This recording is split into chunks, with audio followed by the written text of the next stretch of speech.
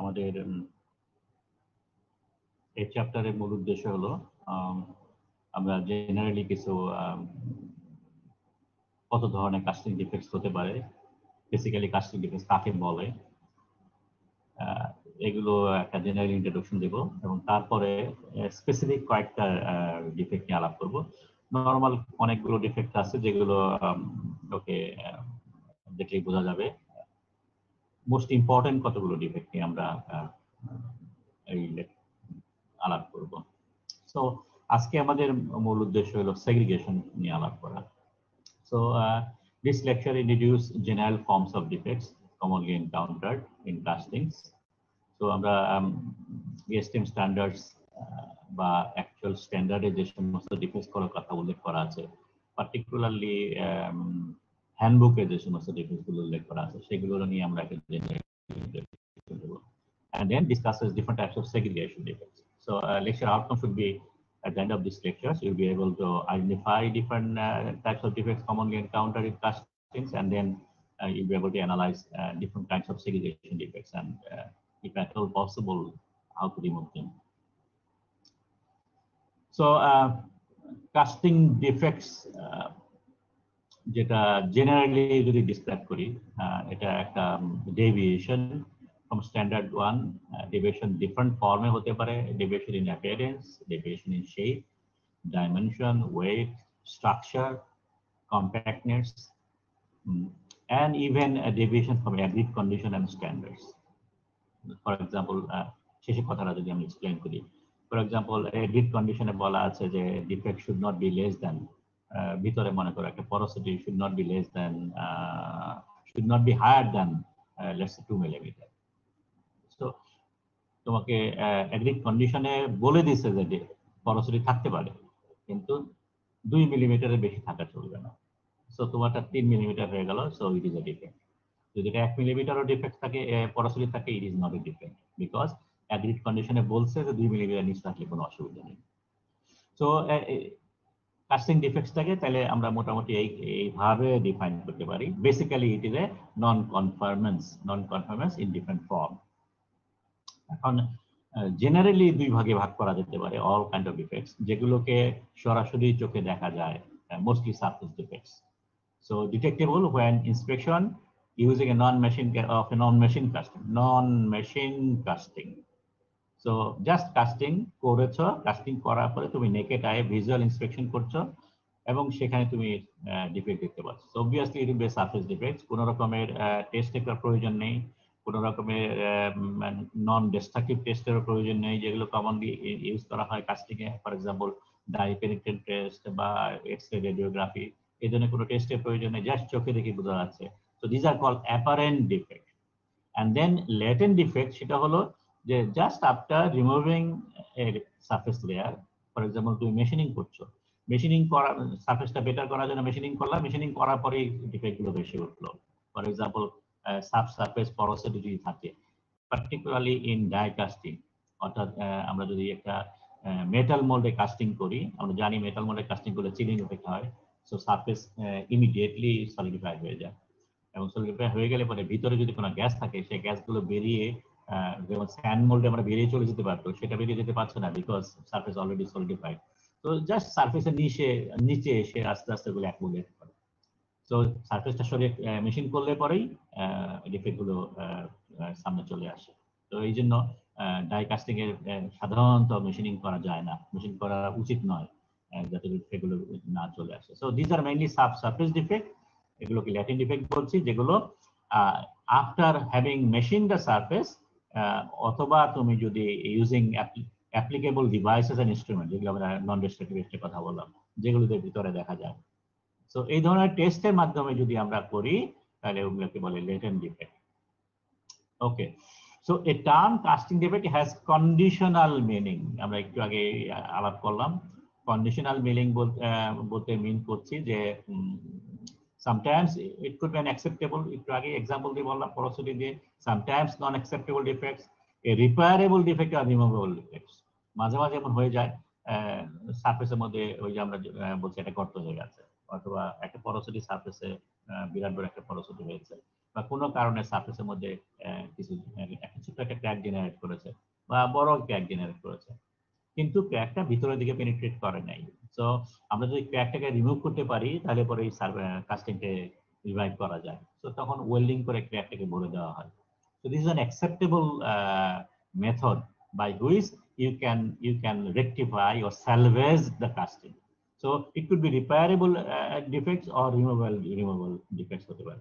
So তাহলে পরে আমরা বলতেছি acceptable defects হতে পারে, ডিফেক্ট আছে acceptable, বাট ডিফেক্ট আছে নন অ্যাকসেপ্টেবল, ডিফেক্ট আছে কিন্তু এটাকে রিমুভ করা যেতে পারে। সো এই ধরনের সিনারিও আমরা পেতে পারি। So these are the three kind of defects, and in another point of view acceptable defect do not hinder the applicability. আরেকটা एग्जांपल দিতে পারি, মনে করো বিরাট বড় একটা সিনকেস ক্যাভিটি ফর্ম করেছে একটা কাস্টিং এর সাইজ বড়, ক্যাভিটিও বিরাট বড় হয়েছে, ঠিক আছে, কিন্তু এই কাস্টিংটা ইউজ করা হচ্ছে for a machine bed, for example lathe মেশিনের বেড হিসাবে ইউজ করা হচ্ছে এই কাস্টিংটা। তো তাহলে ইমাজিন করো একটা ফ্ল্যাট একটা কাস্টিং করেছো, তার উপরে লেদ মেশিন বসেছে অ্যাবাউট মনে করো 200 কেজি একটা লেদ মেশিন বসছে। তো ওই বেডের মধ্যে যদি এত বড় একটা ডিফেক্ট থাকে কিচ্ছু যায় আসে না, ঠিক আছে।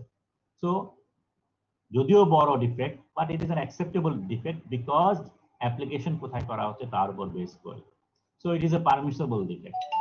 নন acceptable defect even 0.1 millimetre defects, 0.1 millimetre একটা ক্র্যাক অথবা 0.1 মিলিমিটার একটা পরোসিটি, যদিও এই কাস্টিংটা এরোস্পেস ইন্ডাস্ট্রিতে ইউজ করা হয় অথবা ফর্মুলা 1 রেসিং কারে যদি ইউজ করা হয়, সেই সমস্ত ক্ষেত্রে obviously it will be a non acceptable defect, এবং তখন আমরা এটাকে বলি স্পয়েলেজ অথবা স্ক্র্যাপ সিম্পল ভাষায়। And repairable defects কথা আমরা বললাম, that can be revoked by application of additional operation, for example welding. মাঝে মাঝে ইভেন হ্যামার দিয়ে পিটিয়েও আমরা ওইটাকে ভরে দিতে পারি। So these are the three another kind of application classification যার মাধ্যমে আমরা ডিফেক্টকে ক্লাসিফাই করতে পারি। So যখন একটা কাস্টিং এ ডিফেক্ট হয় এবং it is non-acceptable defect, তখন it becomes a scrap, that is a spoiled or rejected piece. Yes, and rejected piece যেগুলো হয় ডিপেন্ডিং অন কোথায় হয়েছে তার উপর ডিপেন্ড করে, it can be called internal defect, internal scrap or external scrap. Internal scrap ফাউন্ডিতেই পার্টিকে supply দেওয়ার আগেই তুমি দেখতে পেলে কাস্টিং নষ্ট হয়ে গেছে, সো এটা internal scrap. You can use it, reuse it during melting operations because all other things is conform to the standard. Chemical composition সব ঠিকঠাক আছে, সো মেল্ট করলে পরে আবার ঠিক হয়ে যাবে। On the other hand, external scrap mean করে যেহেতু পার্টিকে অলরেডি ডেলিভার করা হয়ে গেছে, ঠিক আছে, এবং সেই সমস্ত ক্ষেত্রে পার্টি ওখানে স্ক্র্যাপ জেনারেট করলে দিস কল এক্সটার্নাল স্ক্র্যাপ। এবং স্ক্র্যাপের সোর্স যদি চিন্তা করি তাহলে তিন ধরনের সোর্স আছে। একটা হলো কাস্টিং ডিজাইন, সো ডিজাইনেই ফল্ট আছে, casting become scrap.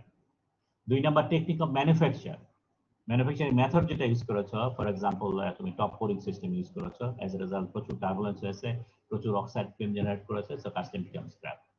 On the other hand তোমার টেকনিক, ম্যানুফ্যাকচারিং, ডিজাইন এভরিথিং ঠিক আছে, কিন্তু ওয়ার্কম্যানশিপ ঠিক হয়নি, পোরিং করার সময় পোরিং ঠিক মতো হয়নি, ইন্টারমিডিয়েট পোরিং হয়েছে, অর্থাৎ থেমে থেমে পোর করা হয়েছে, অ্যাজ এ রেজাল্ট ভিতরে বাতাস ঢুকে গেছে। তো এই ধরনের তাহলে তিন সিনারিওতে casting can be spoiled or damage can done or defect can generate. একটা হলো ডিজাইনে ফল্ট থাকতে পারে, দুই নাম্বার ডিজাইন ঠিক আছে কিন্তু মেথড অফ ম্যানুফ্যাকচারিং এর মধ্যে ফল্ট হতে পারে, তিন নম্বর হলো ম্যানুফ্যাকচারিং মেথড ঠিক আছে কিন্তু যে এটা করেছে তার ফল্টের কারণে, ওয়ার্কম্যানশিপের কারণে কাস্টিং এর মধ্যে ফল্ট জেনারেট করতে পারে। So these are the three ways by which defect can generate and casting becomes scrap. Okay, overall যত ধরনের ডিফেক্ট আছে সবগুলোকে যদি আমি অ্যাকাউন্টেবল করি তাহলে পরে ASTM হ্যান্ডবুক বলে যে defect can be of 7 categories, এবং এই 7 ক্যাটাগরির মধ্যে 17টা গ্রুপ থাকতে পারে, 41টা সাব গ্রুপ থাকতে পারে, এবং টোটাল 109টা ডিফেক্ট। তো 109টা ডিফেক্টকে 41 সাব গ্রুপে, 17 গ্রুপে এন্ড 7 ক্যাটাগরিতে ফেলা হয়। এখানে 7 ক্যাটাগরি যদি আমি উল্লেখ করি তাহলে একটা হতে পারে ডিফেক্টের shape, dimension, weight, simple defects. Surface defects কিছু আছে, ডিসকন্টিনিউটি এক ধরনের ক্যাটাগরি আছে, ক্যাভিটি একটা ক্যাটাগরি আছে, macroscopic inclusions and macrostructural defect একটা ক্যাটাগরি, মাইক্রোস্ট্রাকচারাল ডিফেক্ট আরেকটা category, and defects of chemical composition and property of casting. Property meet করে নাই, কম্পোজিশন মিট করে নাই। So this are the another defects. এখানে আমি কিছু টেবিল ইনক্লুড করেছি, তোমরা গো থ্রু করতে পারো। বিভিন্ন ধরনের এই যে টোটাল 7 ক্যাটাগরি আছে, ক্যাটাগরিকে 100 200 300 এইভাবে আপ টু 700 পর্যন্ত আছে। প্রত্যেকটা ক্যাটাগরির মধ্যে আবার সাবগ্রুপ করা আছে এবং প্রত্যেকটা ডিফেক্টস এর নামের নাম্বারিং দেওয়া আছে। মিসরান ফর এক্সাম্পল, মিসরান বলা হয়েছে যদি ফ্লুইডিটি কম থাকে তাহলে কাস্টিং পুরাটা ভরে নাই। So this is misrun. Short run another kind of defect, মূলত মোটামুটি একই ধরনের জিনিস। So run out metal bleeding, তার মানে দুইটা পার্টিং লাইন আছে, পার্টিং লাইন ঠিক মতো মানে জোড়া লাগানো হয়নি, অর্থাৎ ক্ল্যাম্পিং ঠিক মতো করা হয়নি, পার্টিং লাইনের মাঝখান দিয়ে লিকুইড ফ্লো করেছে, this called run out metal. So এই ধরনের বিভিন্ন ধরনের ডিফেক্টস আছে, you can go through all this defects. আমি এখানে এটা আর উল্লেখ করছি না। সো এখানে অনেকগুলো ডিফেক্ট আছে যেগুলো এই যে একটু আগে বললাম মিসরান, এগুলো নিয়ে আমরা ডিটেল আলাপ করব না, কারণ this are the common sense defects. এটা দেখলেই বোঝা যায়, পড়লেই বোঝা যাবে। সো আমরা এটা আপাতত বাদ দেই। তাহলে আমাদের আজকে আমাদের মেইন উদ্দেশ্য হলো সেগ্রিগেশন ডিফেক্টস নিয়ে আলাপ করা। সো segregation defect হলো basically compositional differences arising during solidification and persist in some cases as a permanent feature of the casting. তার মানে যেটা দাঁড়াচ্ছে সেটা হলো কাস্টিং এর মধ্যে ডিউরিং সলিডিফিকেশন, আমরা জানি সলিডিফিকেশনের সময় depending on the alloy content, প্রথম দিকে যে মেটালটা সলিডিফাই হয় সেটার কম্পোজিশন, পরে যেটা সলিডিফাই তার মধ্যে ডিফারেন্স আছে, কম্পোজিশনের একটা মেজর ডিফারেন্স থাকে। এবং এই ডিফারেন্সটা সলিডিফিকেশনের সময় শুরু হয়, সলিডিফিকেশনের সময় হয়, এবং আলটিমেটলি যদি এটা সিভিয়ার কাইন্ড অফ ডিফেক্ট হয় তাহলে এটা আলটিমেটলি পারসিস্ট করে in the structure and ultimately in the casting life. So since equilibrium and homogeneity require prolonged time at temperature high enough for diffusion. So diffusion is the আমরা বলবো main culprit for forming segregation defects. তার মানে প্রথমে যে সলিডটা form করেছে সেই সলিডের যে composition ছিল সেটা একরকম ছিল, লিকুইডের মধ্যে কম্পোজিশন আরেক রকম হয়ে থাকে, এবং যদি আমি লম্বা সময় ধরে একটা টেম্পারেচার ধরে রাখি তাহলে পরে এলিমেন্টস গুলো নিজেদের মধ্যে ডিফিউশন করে তারা ব্যালেন্স করতে পারে, কম্পোজিশন হোমোজেনিটি আনতে পারে। কিন্তু ডিউরিং সলিডিফিকেশন সেই সময়টা আমরা তাদেরকে দিই না, as a result segregation generate করে এবং এটা আলটিমেটলি সলিডিফাইড স্ট্রাকচারে পারসিস্ট করে থেকে যায়।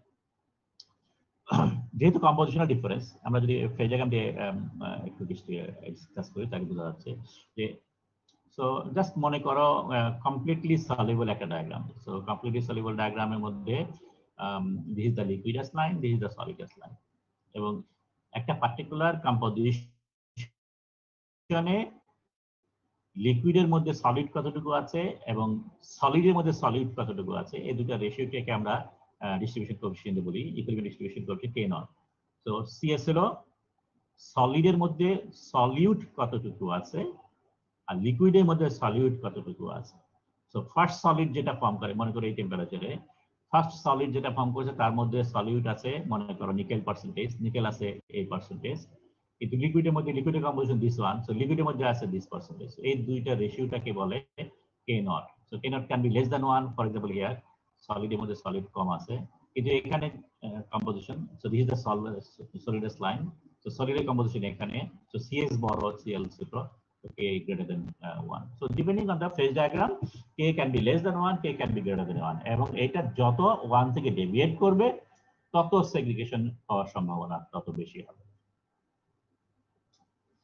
ওকে, সো তাহলে পরে এই যে একটা টিপিক্যাল ডায়াগ্রামতে আমরা দেখছি, তাহলে স্ট্রং সেগ্রিগেশন টেন্ডেন্সি সেই সমস্ত অ্যালয়ে থাকে, তার মানে যাদের লং ফ্রিজিং রেঞ্জ আছে, তার মানে এই দুইটা কম্পোজিশন যত দূরে থাকবে K এর ভ্যালু যত ডেভিয়েট করবে ফ্রম 1, তাদের segregation tendency will be strong. So এই ডিসটেন্সটা বাড়ে কিভাবে? একটা হতে পারে লিকুইডাস লাইন যদি উপরে উঠে যায় তার মানে জেন্টাল লিকুইডাস স্লোপ। সো এই লাইনটা যত ফ্ল্যাট হতে থাকবে তত এটা দূরে চলে যাবে, সো সেগ্রিগেশন তত বেশি হবে। At the same time, low solid solubility. So this is the solid zone. So এই লাইনটা যত নিচে যাবে তার মানে সলিড সলিবিলিটি যত কম হবে তত ডিফারেন্স বাড়বে। সো বেসিক্যালি তাহলে আমরা বলতেছি যে লং ফ্রিজিং রেঞ্জটা হলো মেইন ইস্যু, এবং এটাকে সাথে হেল্প করছে হলো লিকুইডাস স্লোপ এবং সলিডাসের স্লোপ। সলিডাসের স্লোপ যত স্টিপার হবে, লিকুইডাসের স্লোপ যত জেন্টলার হবে, তত সেগ্রিগেশন বেশি হবে। এবং এই সেগ্রিগেশন কোএফিশিয়েন্ট কে ছাড়াও আরো কয়েকটা ভেরিয়েবল সেগ্রিগেশনকে ইনফ্লুয়েন্স করে। For example freezing rate. So same K ভ্যালুর জন্য ফ্রিজিং রেট যত ফাস্টার হবে, ডিফিউশন তত কম হবে, তত বেশি সেগ্রিগেশন হবে। Mode of development of grain structure, আমরা গ্রেন স্ট্রাকচার বিভিন্ন রকম দেখেছি, প্লেনার মোড আছে, তারপরে ডেনড্রাইটিক মোড আছে। তো এই মোডের উপর ডিপেন্ড করে সেগ্রিগেশন কম বেশি হবে। Motion of crystal and residual liquid, মনে করো লিকুইডের মধ্যে কোনো রকম টার্বুলেন্স নাই, টার্বুলেন্স আমরা মেকানিক্যালি করতে পারি।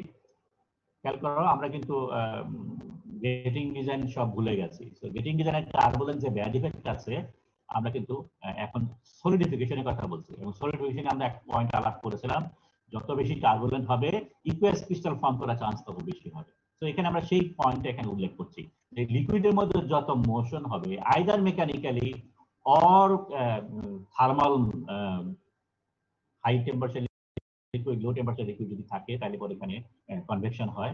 তো তার কারণেও হতে পারে। সোজা কথা, লিকুইড মধ্যে যদি মোশন থাকে তাহলে পরে ডিফিউশন ফাস্টার হয়, ডিফিউশন বেড়ে যায়, সো সেগ্রিগেশন কমে যাবে।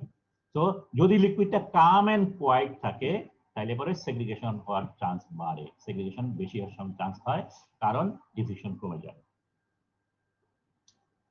ওকে, সেগ্রিগেশনের ক্লাসিফিকেশন, নানান ধরনের ক্লাসিফিকেশন আছে, কম্পোজিশন ভেরিয়েশন যেটা হচ্ছে, এবং এটা আমরা বলছি যে বেসিক্যালি ডিউরিং সলিডিফিকেশনই এই ঘটনাগুলো ঘটছে। Okay, so it could be generally যদি ক্লাসিফাই করি macro segregation or micro segregation. So micro segregation আমরা ডিসটেন্সের সাথে রিলেট করি যদি अगेन মাইক্রো সেগ্রিগেশন মানে কম ডিসটেন্সের মধ্যে হচ্ছে। সো একটা সেলের মধ্যে হতে পারে, ডেনড্রাইটের মধ্যে হতে পারে, উইদিন দ্য গ্রেইন হতে পারে। ম্যাক্রো সেগ্রিগেশন মানে বিটুইন দ্য গ্রেইনস অথবা আরো বড় পরিসরে যদি হয় সেগুলোকে বলে ম্যাক্রো সেগ্রিগেশন। সো এর মধ্যে অনেকগুলো ক্লাসিফিকেশন আছে। গ্র্যাভিটি সেগ্রিগেশন আছে, তার মানে just because of the gravity high density solid গুলো নিচে পড়ে যাচ্ছে, লো ডেন্সিটি সলিড গুলো উপরে দিকে যাচ্ছে, সো একটা সেগ্রিগেশন হচ্ছে। So normal segregation, inverse segregation, negative segregation, fickle defects আছে, ব্যান্ডিং সেগ্রিগেশন আছে। তো নানান ধরনের ডিফেক্টস আছে, আমরা জাস্ট কয়েকটা নিয়ে আলাপ করব। তো ফার্স্ট যেটা মাইক্রো সেগ্রিগেশন, নন ইকুইলিব্রিয়াম সলিডিফিকেশন, তার মানে যখন ডেনড্রাইট ফর্ম করে, সো ডেনড্রাইটের ফাঁকে ফাঁকে যে ডিফেক্ট কম্পোজিশনের ডিফারেন্স হয়, তার মানে গ্রোথ রেট D/R রেশিও যদি ফাস্টার হয়, সেই সমস্ত ক্ষেত্রে এই ধরনের ডিফেক্টগুলো বেশি হয়। অবশ্যই short range phenomena, because it is within the dendrites usually more or less take place হয়। সো 10 থেকে 100 মাইক্রন, তার মানে ডেনড্রাইটের সাইজ যেগুলো আছে সাধারণত সেই সাইজের মধ্যে এগুলো থাকে। মেকানিক্যাল প্রপার্টি মাইক্রো সেগ্রিগেশনের উপর ডিপেন্ড করে, কারণ আমরা বলছি কাস্টিং এর প্রপার্টি কন্ট্রোল করে হলো DAS, তার মানে ডেনড্রাইট আর্ম ট্রেসিং, তার মানে বেসিক্যালি ডেনড্রাইট কন্ট্রোল করে। তো ডেনড্রাইটের মধ্যে যদি সেগ্রিগেশন হয় তাহলে এগুলো মেকানিক্যাল প্রপার্টিকে এফেক্ট করে। Can usually remove by homogenisation treatment. Remove শব্দ যদি নাও হয়, আমরা রিডিউসও করতে পারি। তার মানে যেহেতু কম ডিস্টেন্সের মধ্যে ঘটনা ঘটছে, সো আমরা যদি এখানে প্রলং হিট করি কাস্টিংটাকে, হোমোজেনাইজেশন ট্রিটমেন্ট করি, অ্যানেলিং করি লম্বা সময় ধরে, তাহলে পরে ডিফিউশন পসিবল হয়। যেহেতু অল্প ডিস্টেন্সের মধ্যে হচ্ছে, only about maximum of 100 micron. So একটা রিজনেবল পিরিয়ড 4 ঘন্টা 5 ঘন্টা এই সময়ের মধ্যে আমরা মোটামুটি এই ডিফিউশনটাকে ক্যারি আউট করতে পারি to remove micro segregation. Macro segregation it's a zonal segregation, তার মানে পুরো কাস্টিং এর মধ্যে কোনো কোনো জায়গায় এটা হচ্ছে। সো যদিও zonal, but they are not dendriting because it is long distance wise, এটা 1 সেন্টিমিটার থেকে শুরু করে 100 সেন্টিমিটার, তার মানে 1 মিটার পর্যন্ত হতে পারে depending on the casting size. So যেহেতু হিউজ সাইজের উপর এটা হচ্ছে, সুতরাং obviously they cannot be remove by simple diffusion process. তুমি যদি এটাকে রিমুভ করতে চাও তাহলে হয়তো লম্বা সময় ধরে বছর খানিক ধরে তোমাকে হিট করতে হবে। So this is not feasible.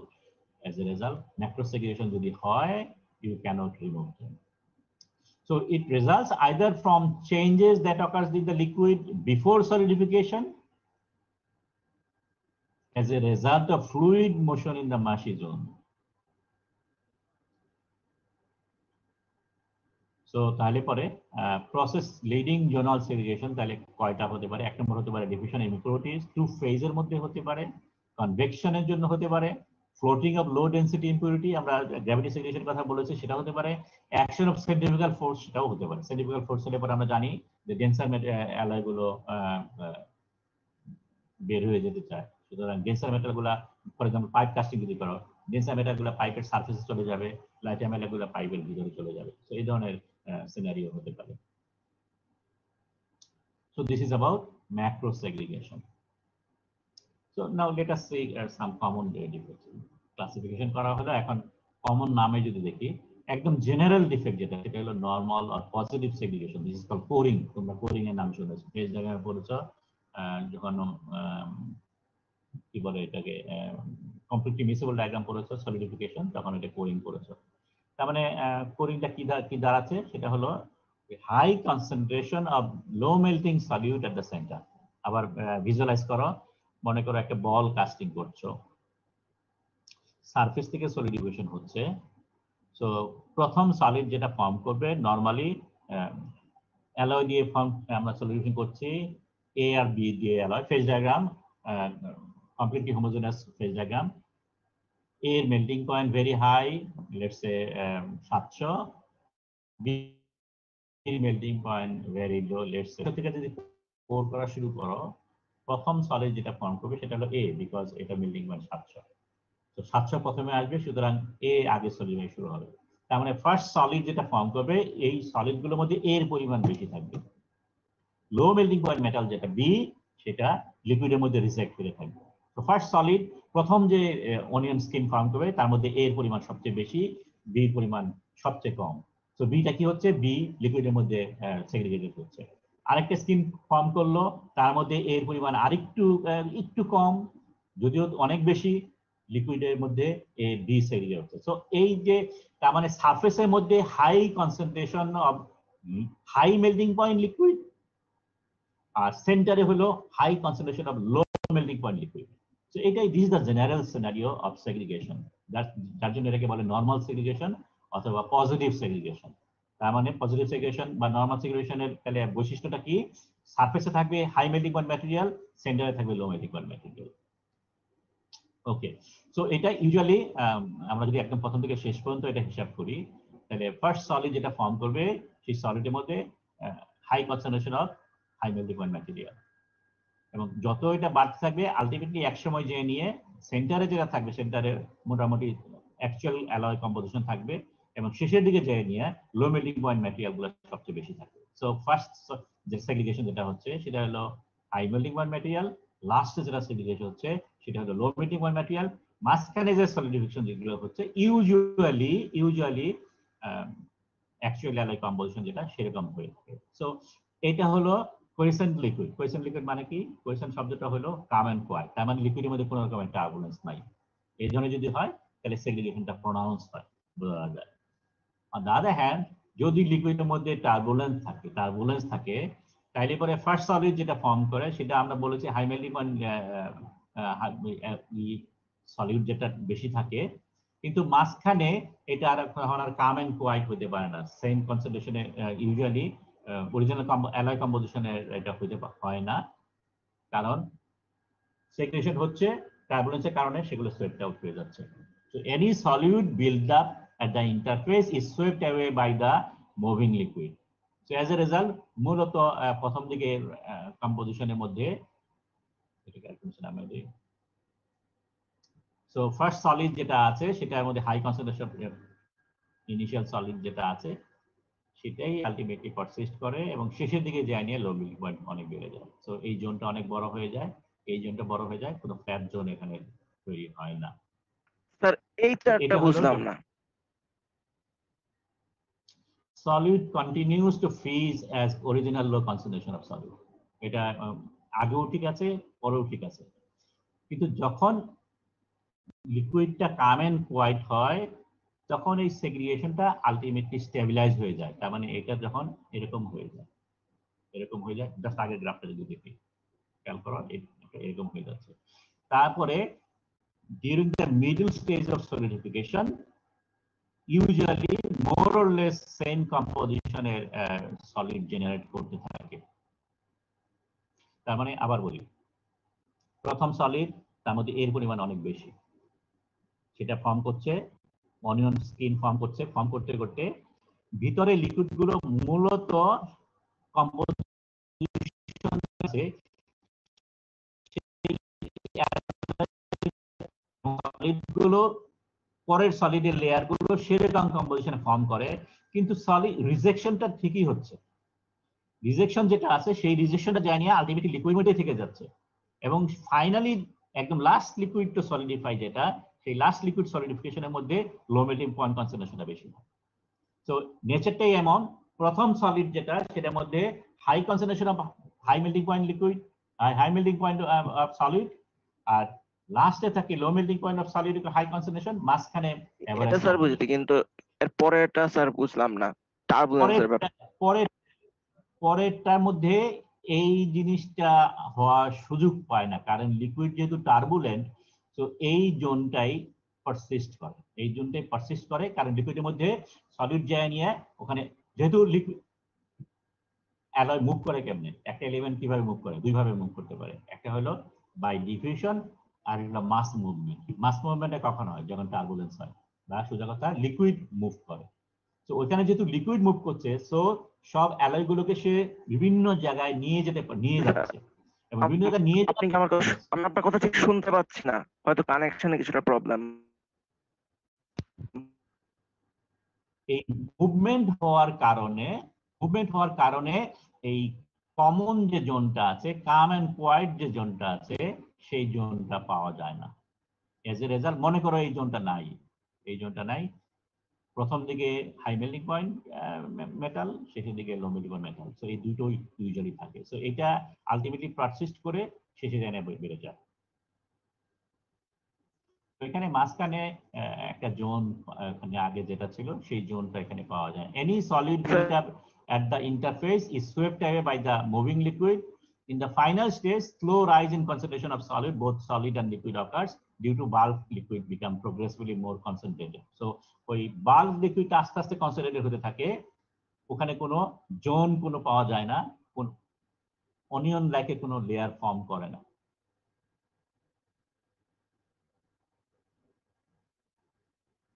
Common, এটা সব ম্যাটেরিয়াল লেভেলে কমন পার্টিকুলারলি এখানে দেখানো হচ্ছে। আমরা মনে করি ইয়েতে পড়েছি, মনে করি সম্ভব, যখন ইনগট স্ট্রাকচার সলিডিফিকেশনের সময় বলেছিলাম যে রিম স্ট্রাকচার, রিমিং স্টিল। আপনি কি আমার কথা, মানে আপনার কথা ঠিক শুনতে পাচ্ছি না, কানেকশন কিছুটা প্রবলেম। সলিড স্কিন ফর্ম করতে শুরু করে স্টিল ইনগটের মধ্যে, তখন অক্সিজেনের, দেখো এখানে কে ভ্যালু কত, একদম জিরোর কাছাকাছি। So very high segregation coefficient of oxygen. কার্বনেরও মোটামুটি এখানে ভালোই আছে, একের চেয়ে অনেক দূরে আছে, 1/4। সো এই সমস্ত এলিমেন্ট গুলো সেগ্রিগেশন বেটার হয়, সেগ্রিগেশন বেশি হয়। তার মানে সারফেসের মধ্যে অক্সিজেনের পরিমাণ কম, অক্সিজেনের পরিমাণ আস্তে আস্তে বাড়তে থাকে সেন্টারে। শুধু অক্সিজেনের কথা যদি চিন্তা করি, তো অক্সিজেনের পরিমাণ সেন্টারে বাড়তে থাকে। যখন অক্সিজেনের পরিমাণ বেড়ে যায়, তার মানে গ্যাস কনসেন্ট্রেশন বাড়তে থাকে, তখন এই পরোসিটি ডেভেলপ করে। এবং তখনই যেহেতু কার্বনও হতে থাকে, so carbon concentration, oxygen concentration সেন্টারের দিকে আস্তে আস্তে বাড়তে থাকে। As a result they form carbon monoxide gas, এবং কার্বন মনোক্সাইড গ্যাস হওয়ার কারণে এই যে গ্যাস জেনারেট করে এটা মানে চলে যেতে চায়, এই তখন এই ভিগোরাস এজিটেশন হয় because of the formation of carbon monoxide bubble. এই ভিগোরাস এজিটেশনকে আমরা বলি মানে এটাকে কি বলে, রিমিং অ্যাকশন বলে। তো এই রিমিং অ্যাকশনের কারণে, তার মানে আলটিমেটলি যেটা দাঁড়াচ্ছে যে সারফেসে একটা সলিড স্কিন ফর্ম করতে থাকে, এবং এই রিমিং অ্যাকশনের কারণে যে গ্যাস বাবলগুলো ফর্ম করে সেটা সলিডের নিচে একটা লেয়ার ফর্ম করে। তো একটা ফাইন একটা রিম পাবা তুমি যখন রিম স্টিল তৈরি হয়, তার মানে we are allowing oxygen and carbon to be saturated at the center and to form carbon monoxide gas bubble যেটা উপর দিকে ভেসে ওঠে। So this is the normal segregation. সব ধরনের অ্যালয় বেলায় জেনারেলি সব ধরনের বলতে আবার ভুল বললাম, সব ধরনের বলতে স্কিন ফ্রিজিং ডেজ অ্যালয় না, লং ফ্রিজিং ডেজ অ্যালয়ের মধ্যে এই ধরনের ডিফেক্টস জেনারেট করে। So this is called normal segregation or positive segregation. Dendrite সেগ্রিগেশনের কথা আমরা বলেছি বিটুইন দ্য ডেনড্রাইটস, তার মানে প্রথম সলিড যেটা ফর্ম করে আমরা জানি সেটা পিউরার সলিড, তার মানে হাই মেল্টিং পয়েন্ট বেশি, লো মেল্টিং পয়েন্ট ম্যাটেরিয়াল গুলো রিজেক্ট হতে থাকে লিকুইডের মধ্যে। কিন্তু সলিড যেহেতু এটা বড় হচ্ছে, তার মানে ডেনড্রাইটটা গ্রো হচ্ছে, ডেনড্রাইট গ্রো হতে গেলে পরে এখানে শিঙ্কেজ ফর্ম করে এবং এই শিঙ্কেজটা কাভার দেওয়ার জন্য লিকুইড মুভমেন্ট এদিকে হয়। So ultimately low melting point liquid গুলো এদিকে মুভ করে থাকে। এজ এ রেজাল্ট এইখানে সলিডের পার্সেন্টেজ মানে ইম্পিউরিটি পার্সেন্টেজ, এইখানে ইম্পিউরিটি পার্সেন্টের মধ্যে ডিফারেন্স থাকে। So between the dendrites and ডেনড্রাইটের বিটুইন দ্য টু ডেনড্রাইটস এইখানে যে গ্যাপ যেটা আছে লিকুইড যেখানে আছে সে দুইটার মধ্যে কম্পালসরি ভেরিয়েশন হয়। So this is again this is normal segregation. Normally এটা হয় কোরিং যেভাবে জেনারেট করে, যেহেতু এটা ডেনড্রাইটের মধ্যে হচ্ছে সেজন্য এটাকে ডেনড্রাইটিক সেগ্রিগেশন বলা হচ্ছে। সো এটা করতে গেলে পরে এক নম্বর কন্ডিশন হলো হাই টেম্পারেচার গ্রেডিয়েন্ট লাগবে। হাই টেম্পারেচার গ্রেডিয়েন্ট না হলে লিকুইড মুভ করবে না। সো হাই টেম্পারেচার গ্রেডিয়েন্ট এখানে লাগবে এবং এটা ইউজুয়ালি যত across and between the primary dendrite যেহেতু বড় থাকে সুতরাং ডেনড্রাইট সেগ্রিগেশন বেশি হবে। সেকেন্ডারি ডেনড্রাইট তার মানে এটার মধ্যে যদি ব্রাঞ্চ তৈরি হয় বিটুইন দ্য সেকেন্ডারি ডেনড্রাইটস জায়গা ছোট, সো সেগ্রিগেশন কম হয়। Shallow having wider freezing range তার মধ্যে ডেনড্রাইট সেগ্রিগেশন বেশি হয়। ইনভার্স সেগ্রিগেশন এটা ডেনড্রাইট সেগ্রিগেশনের একটা ক্লাসিফিকেশন। আমরা যদি নরমাল সেগ্রিগেশনের সাথে ইনভার্স সেগ্রিগেশন যদি কম্পেয়ার করি, নরমাল সেগ্রিগেশনের সারফেসে কি ছিল? সারফেসে ছিল হাই মেল্টিং পয়েন্ট সলিড বেশি, ভিতরে হলো লো মেল্টিং পয়েন্ট সলিড বেশি। তো this is the normal segregation. এখানে যেটা হচ্ছে সারফেসে লো মেল্টিং পয়েন্ট বেশি, ভিতরে হাই মেল্টিং পয়েন্ট বেশি। এটা কিভাবে হচ্ছে? এটা হয় যদি আমাদের এই ধরনের নেক শেপ ক্রিস্টাল ফর্ম করে। সো রুট চিকন, মাথাটা আস্তে আস্তে বড় হয়ে যাচ্ছে, মাথাটা বড় হয় না যদি, তার মানে লিকুইডের মধ্যে সেগ্রিগেশন হচ্ছে, লো মেল্টিং পয়েন্ট অ্যালয় সেগ্রিগেটেড হচ্ছে, কিন্তু আলটিমেটলি যদি এই জায়গাটা বন্ধ হয়ে যায় তখন কি হবে? যদি এই জায়গাটা বন্ধ হয়ে যায় তখন এই যে সারফেসের মধ্যে এই জায়গাটার মধ্যে লো মেল্টিং পয়েন্ট লিকুইড যেটা ছিল সেটা আটকে গেল। তো আলটিমেটলি যখন সলিডিফিকেশন হয়ে যাবে তখন এই বিটুইন দ্য ডেনড্রাইটস এই জায়গাটার মধ্যে সেগ্রিগেশন হবে। ডেনড্রাইটটা হলো পিওর সলিড, তার মানে এখানে হাই মেল্টিং পয়েন্ট ম্যাটেরিয়াল বেশি, কিন্তু এই জায়গাটার মধ্যে লো মেল্টিং পয়েন্ট ম্যাটেরিয়াল বেশি। প্রত্যেক আসলে লো মেল্টিং পয়েন্ট মাঝখানে থাকার কথা, এখানে আসলো বিকজ এখানে জায়গাটা আটকে গেছে, এই জোনটা বন্ধ হয়ে গেছে, ফার্দার লিকুইড এখানে মুভমেন্ট বন্ধ হয়ে গেছে। সো এই জায়গায় লো মেল্টিং পয়েন্ট লিকুইড আটকে গেছে। So as a result solid যেটা ফর্ম করবে সেই সলিডের মধ্যে লো মেল্টিং পয়েন্ট সলিড বেশি থাকবে। So this is called inverse segregation. Basically যা হতো তার উল্টাটা হচ্ছে, সারফেসের মধ্যে লো মেল্টিং পয়েন্ট সলিড বেশি আসছে। সো এটা কপার টিন অ্যালয়ের মধ্যে এটা পাওয়া যায় এবং লো মেল্টিং পয়েন্ট সলিড এখানে থাকার কারণে টিন যেটা কপারের melting point very high. So প্রথম সলিড যেটা ফর্ম করে সেটার মধ্যে কপারের পরিমাণ বেশি, লিকুইডের মধ্যে টিনের পরিমাণ বেশি। তারপরে যখন এটা সলিডিফাই হয়ে গেল তার মানে বেসিক্যালি এখানে লো মেল্টিং পয়েন্ট টিন এখানে থাকে, লো মেল্টিং পয়েন্ট যে লিকুইডটা আছে তার মধ্যে টিনের পরিমাণ বেশি। অ্যাজ এ রেজাল্ট যখন এটা মানে যখন একটা আরেকটার সাথে লেগে যাচ্ছে, যখন এটা গ্রো করতেছে, বিকজ অফ দ্যাট প্রেশার এই সারফেস থেকে লিকুইড টিন বেরিয়ে আসে। মাঝে মাঝে এটা হয়, তখন এই ধরনের সিনারিওকে বলে টিন সোয়েট। তার মানে কাস্টিংটা সোয়েট করছে এবং সেটা মূলত টিন কনসেন্ট্রেশন বেশি থাকে। So this is an example of inverse segregation. তাহলে এটা রিডিউস করার উপায় কি আছে? এক নম্বর হলো যদি আমরা ফাইন গ্রেইন স্ট্রাকচার ফর্ম করি সেটা সম্ভব, তাহলে পরে ডেনড্রাইট ফর্ম করবে না, ডেনড্রাইটের ফাঁকে লো মেল্টিং পয়েন্ট ম্যাটেরিয়াল আটকা পড়বে না, পুরাটা ইকুয়াস ক্রিস্টাল, সেই ধরনের সিনারিও হবে না। আরেকটা হতে পারে যদি আমরা ফাস্টার কুলিং করি। ফাস্টার কুলিং করলে কি হবে, একটা সলিড স্কিন ফর্ম করে ফেলবে, সরি, সলিড স্কিন ফর্ম করে ফেললে পরে এই ধরনের high melting point material solid liquid থেকে সারফেস থেকে বেরিয়ে আসবে না। তো এই ধরনের দুটো সিনারিওর মাধ্যমে আমরা ইনভার্স সেগ্রিগেশনকে মিনিমাইজ করতে পারি। Gravity segregation, this is simple matter, সেটা হলো because of the gravity liquid separate হয়ে যায়। এক্সাম্পল যদি বলি, lead tin alloy, sorry antimony tin অ্যালয়ের মধ্যে ফার্স্ট ক্রিস্টাল যেটা আছে অ্যান্টিমনি রিচ, অ্যান্টিমনি ডেন্সিটি টিনের চেয়ে অনেক lighter, as a result first ক্রিস্টালটা ফ্লোট করে, তার মানে ডেন্সার ম্যাটেরিয়ালগুলো নিচে থাকে। তো এটা একটা গ্র্যাভিটির জন্য সেগ্রিগেশন হচ্ছে। কপার লেড যেটা আছে সেটার মধ্যে একই কথা, লেডের ডেন্সিটি অনেক হাই কপারের তুলনায়, সো ফার্স্ট ক্রিস্টালটা কপার রিচ, সেটা উপরে থাকে, লেড রিচ যেগুলো সেটা নিচে থাকে। So this is called gravity segregation, segregation due to gravity. এই সিমিলার এটার আরেকটা ভেরি ইম্পর্টেন্ট ডিফেক্ট আছে যেটাকে বলে freckle defect. It is also gravity segregation. এটা কমনলি হয় হলো ভেরি ইম্পর্টেন্ট কিছু অ্যালয়, টুল স্টিল, আরেকটা হলো nickel base alloy. Turbine blade যখন তৈরি করা হয়, যখন বড় লম্বা লেটস সে 1 মিটার হাইটের টারবাইন ব্লেড যখন তৈরি করা হয়, তখন টারবাইনের কম্পোজিশন কি আছে, নিকেল আছে, টাংস্টেন আছে, হ্যাফনিয়াম আছে, মলিবডেনাম আছে। সো ভেরি সফিস্টিকেটেড কিছু অ্যালয়িং এলিমেন্ট, ডেন্সার অ্যালয়িং এলিমেন্ট। তো ফার্স্ট সলিডের মধ্যে এই যে ডেন্সার এলিমেন্ট যেগুলো আছে সেগুলো আলটিমেটলি সেগ্রিগেট করে। এবং এটা আরেকটা বৈশিষ্ট্য হলো যে এই সমস্ত এলিমেন্টগুলো highly oxidising. As a result যখন এরা সেগ্রিগেট করতে থাকে তখন এই চারিদিকে একটা অক্সাইডের স্কিন ফর্ম করে। সো বেসিক্যালি মনে করে একটা টিউবের মতো আছে, অক্সাইডের টিউব, যার ভিতর দিয়ে ডেন্সার লিকুইড গুলো নিচের দিকে আস্তে আস্তে নামতে থাকে। এবং যখন ডান দিক থেকে এই ডেন্ড্রাইট গুলো ফর্ম করা শুরু করে, ডেন্ড্রাইট ফর্ম করা শুরু করে, তখন এই ডেন্ড্রাইট আস্তে আস্তে যাচ্ছে এবং এই টিউব, অক্সাইড টিউব যেটা আছে, অক্সাইড টিউবকে আস্তে স্কুইজ করতে করতে আলটিমেটলি এটা এই ধরনের অবস্থা হয়ে যায়। সো ক্রস সেকশন যদি আমি দেখি তাহলে ক্রস সেকশনের মধ্যে আমরা নরমালি এরকম দেখতে পাই। So these are the dendrites initially form করে, যেগুলোর মধ্যে less amount of this highly dense material আছে, এবং ডেন্সার ম্যাটেরিয়াল গুলো আস্তে আস্তে নিচে থেকে ফ্লোট করে। এবং যদিও এখানে অ্যাপারেন্টলি মনে হচ্ছে কোনো কানেকশন নাই, কিন্তু ডাই পেনিট্রেট টেস্ট যখন করবা, যদি উপরে ডাই দাও তাহলে দেখবা ডাই পুরাটা চলে আসছে। সো বেসিক্যালি এটা একটা চ্যানেল ছিল, একটা চ্যানেল ছিল। This is sometimes also called channel defect. So this is because of the gravity segregation এটা ফর্ম করে। So different type of channel or gravity segregation can be controlled. কিভাবে control করতে পারি? এক নম্বর ডিক্রিজিং টাইম। সো ফার্স্টটা যদি কুল করি obviously এটা segregation হওয়ার সময় কমে যাবে।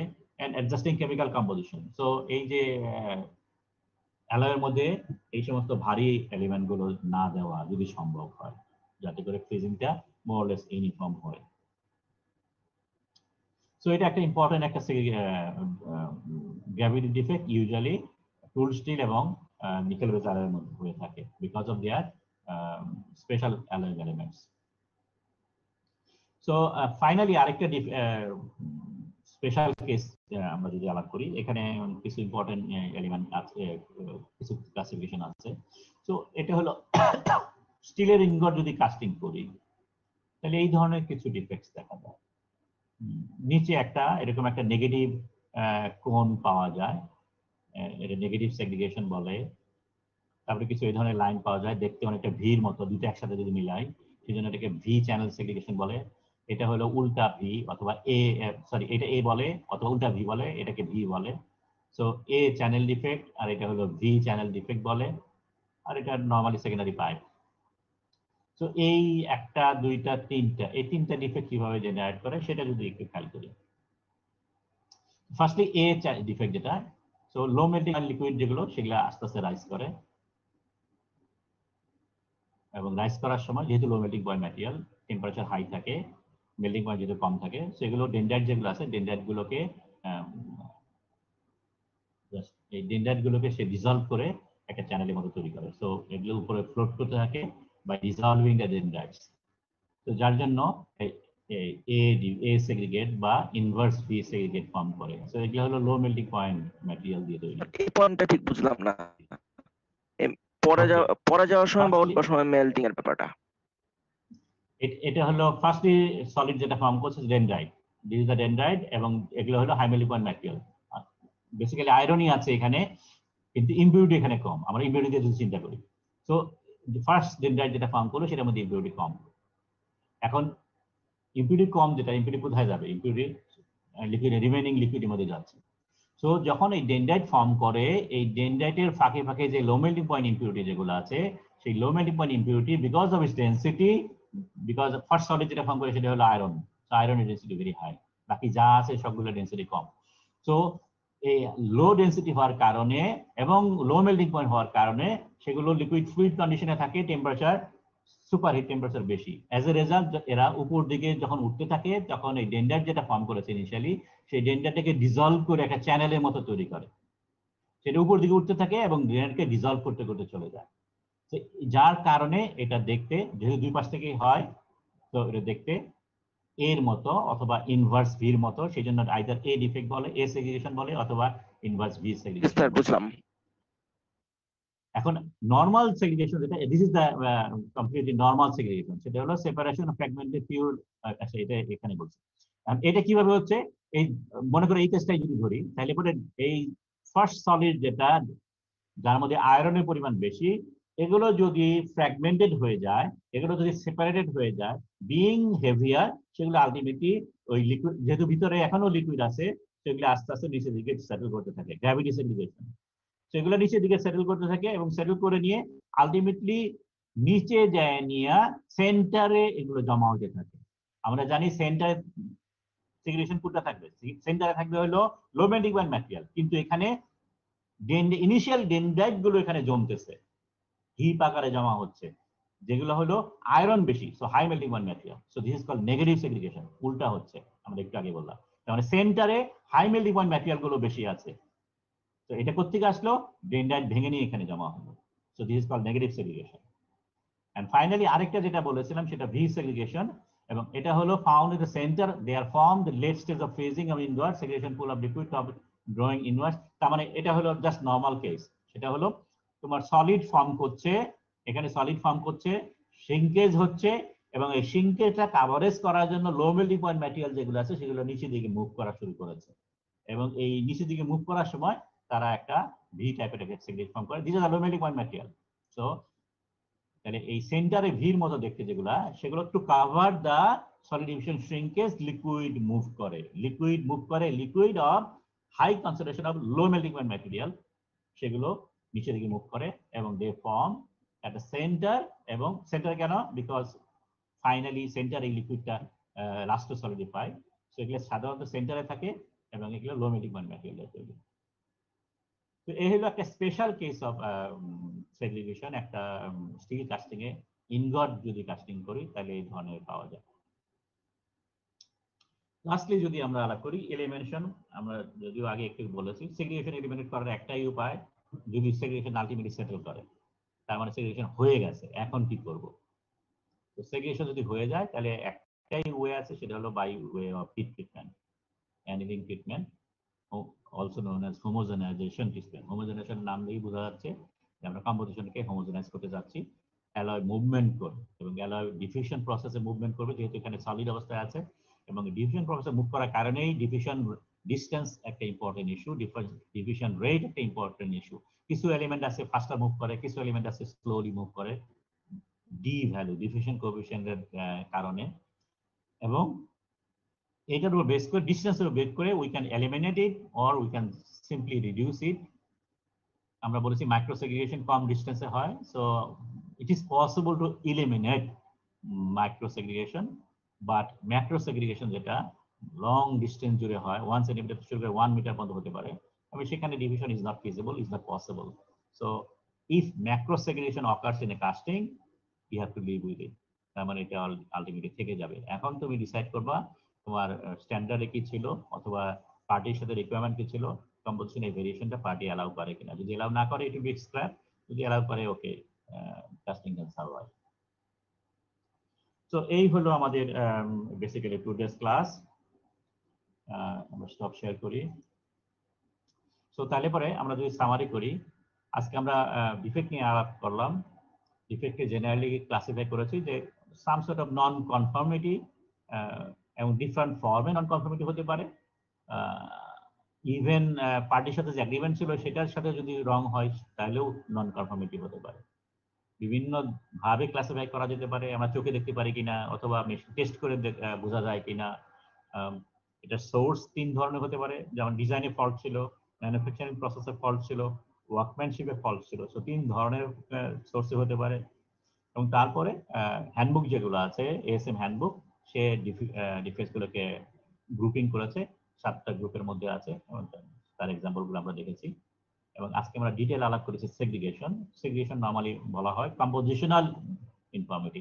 আমরা সেগ্রিগেশন আরেকটা যখন আমরা পেজ ডায়াগ্রাম পড়েছি তোমাদের 213 কোর্সে, সেখানে সেগ্রিগেশনের আরেকটা ক্লাসিফাই করেছি ইফ স্ট্রাকচারের মধ্যে সেগ্রিগেশনও হতে পারে। ঠিক আছে, একটা জায়গায় গ্রেন সাইজ একরকম আছে, আরেকটা জায়গায় গ্রেন সাইজ একরকম আছে। তো গ্রেন সাইজের ভেরিয়েশন ও ওয়ান কাইন্ড অফ সেগ্রিগেশন। আমরা সেটা নিয়ে আলাপ করছি না, আমরা সেগ্রিগেশন মূলত কম্পোজিশনাল ডিফারেন্সের কারণে এখানে আলাপ করছি। সো সেগ্রিগেশনের মধ্যে অনেকগুলো ক্লাসিফিকেশন আছে এবং এটার মধ্যে ভেরিয়েবলস যেগুলো কনসিডার করেছি, কে হলো নাম্বার 1 ভেরিয়েবল, ডিস্ট্রিবিউশন কোএফিশিয়েন্ট যেটা আছে। এছাড়াও কুলিং এর কারণে হতে পারে, এবং আমরা আরেকটা প্যারামিটারের কথা বলেছি।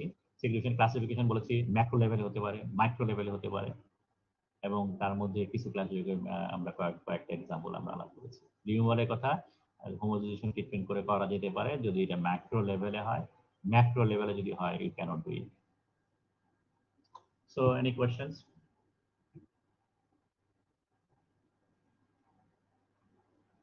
গাইস, তোমরা যে কালকে যে ক্লাস টেস্ট করলা, বাই দ্য ওয়ে, তো আমার কথা শুনতে পাচ্ছ তো এখনো? ওকে, তোমরা যে কালকে ক্লাস টেস্ট জমা দিলা, অনেকে নামে জমা দিছো, নামগুলোও তোমাদের অ্যাকচুয়াল নামে কোনো মিল নাই, অদ্ভুত নাম, নিজের ইচ্ছা মতো তোমাদের ইমেল অ্যাড্রেস বানাইছো, রোল নাম্বার দেওয়া নাই, অনেকে খাতার মধ্যেও রোল নাম্বার নাই। আমি তাদেরকে কিভাবে মার্কিং করবো আমাকে বলো তো কি?